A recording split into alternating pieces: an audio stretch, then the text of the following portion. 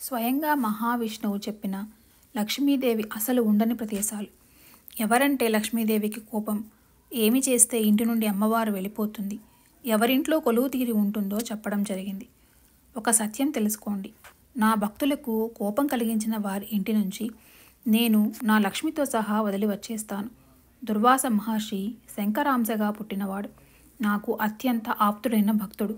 అతడిచ్చిన శాప కారణంగా నేను లక్ష్మీదేవిక మీ గృహాలను వదిలి వచ్చేశాం. శంఖధ్వని, తులసి శివారాధన, బ్రాహ్మణ దేవత అర్చన లేని ప్రదేశంలో లక్ష్మీదేవి క్షణకాలం కూడా ఉండదు. నా భక్తులను నిందించిన, నన్ను నిందించిన రమాదేవికి అమితమైన కోపం వస్తుంది.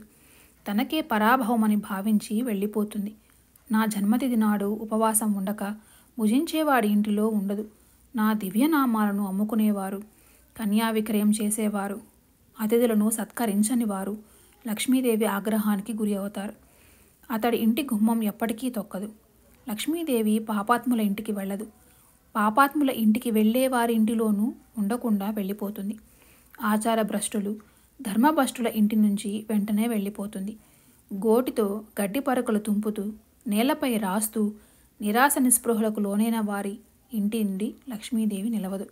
సూర్యోదయ సమయంలో భుజించడం, పగటిపూట నిద్రించడం, పగటిపూట భౌతిక సుఖముల పొందేవారింట లక్ష్మీదేవి అసలు ఉండదు. సంధ్యావందనం చేయని ఆచారవర్జితుడైన వాడు లక్ష్మీదేవికి ప్రథమ శత్రువు. తడికాళ్లతో కానీ, నగ్నంగా కానీ నిద్రించే వారి ఇంటి నుండి వెంటనే వెళ్ళిపోతుంది. వాచలుడి ఇంటిలో కాలు మోపదు. అభ్యంగ స్నానం చేసి అపరిశుద్ధుడిని తాకిన, తొడలపై మద్దెలు వాయించిన లక్ష్మీదేవికి కోపం వస్తుంది. వ్రతాలు, పూజలు చేయనివాడు, విష్ణుభక్తి లేనివాడు, అశుచిగా ఉండేవాడు బ్రాహ్మణుడైనా సరే లక్ష్మీదేవి వారి ఇంట ఉండదు. బ్రాహ్మణులను నిందించి ద్వేషించే వారి ఇంటి నుంచి, దయహీనుడై జీవహింస చేసేవారి ఇంటి నుంచి లక్ష్మీదేవి కోపంతో హరిభక్తి, హరిసేవ, హరిగుణ కీర్తన ఉన్న ప్రదేశాల్లో లక్ష్మీదేవి సర్వమంగళ ప్రధానిగా ఉంటుంది. శ్రీకృష్ణ ప్రశంస, కృష్ణ భక్తుల ప్రశంస జరిగే చోట స్థిరంగా నిలుస్తుంది. శంఖధ్వని, సాలగ్రామశిల, తులసి ఉన్న చోట, వాటికి పూజా ధ్యాన వందనాది సేవలు జరిగే చోట లక్ష్మీదేవి తనంతట తాను వెళ్ళి నిలుస్తుంది. అలాగే శివలింగార్చన, శివగణ స్తోత్రం, శ్రీదేవి అర్చన, శ్రీదేవి స్తుతి, బ్రాహ్మణ పూజ, బ్రాహ్మణ సేవ, దేవతల పూజ, అర్చన, స్తోత్రాలు జరిగే ఆలయాల్లో, ఇళ్లల్లో స్థిర నివాసం ఏర్పరచుకుంటుంది. ఇలా లక్ష్మీదేవి ఉండని, ఉండే ప్రదేశాలు చెప్పిన తర్వాత విష్ణుమూర్తి లక్ష్మీదేవిని చిరునవ్వుతో చూసి, రమ, నీవు కళాంశ రూపంతో క్షీరసాగరుడి ఇంటిలో జన్మించు అని ఆదేశించాడు.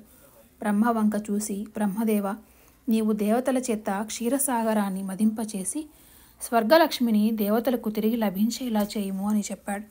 బ్రహ్మ ఇంద్రాది దేవతల నారాయణునికి నమస్కరించి నిష్క్రమించారు. ఈ విధంగా విష్ణు పురాణంలో స్వయంగా మహావిష్ణువే లక్ష్మీదేవి ఎక్కడ కొలవై ఉంటుంది, ఎక్కడ స్థిరంగా నివాసం ఉంటుంది, ఎవరి ఇంట నిలిచి ఉండదో చెప్పడం జరిగింది.